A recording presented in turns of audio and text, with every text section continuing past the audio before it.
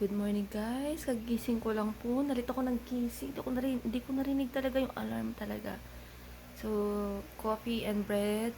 Hindi tayo magluto ngayon guys. Kasi mamayang gabi po is, tawag dito, bibiyahe kasi tayo. Kaya, ayoko naman magbibit ako ng mga Tupperware ko na pinagbaunan papuntang Isabela, diba? So, bibili na lang tayo ng pagkain natin mamaya.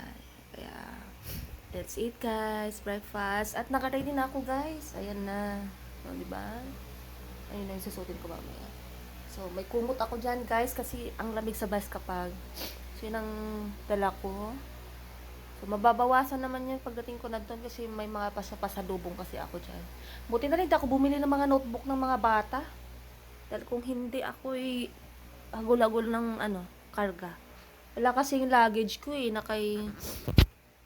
nasa kanya kasi umuwi siya dito na wala siyang luggage nasira yung luggage niya. Pinagamit ko sa kanya yung luggage ko. Kaya nandun sa US ngayon yung luggage ko. So, let's have coffee guys kasi malilate na ako. Guys, nakabase na po tayo. Ayan. Para pagtas natin ng duty mamaya is diretso na tayo ng terminal guys. Ito na yung mga ating mga gamit. Naka-ready na. So, let's go! Ano na tayo? Nasa bus terminal na tayo. Naghintay na lang tayo kasi 9:15 yung biyahe natin.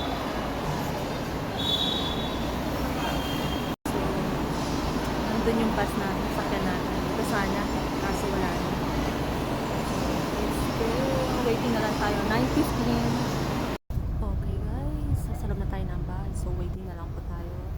Ito yung may available ng 9:15. So,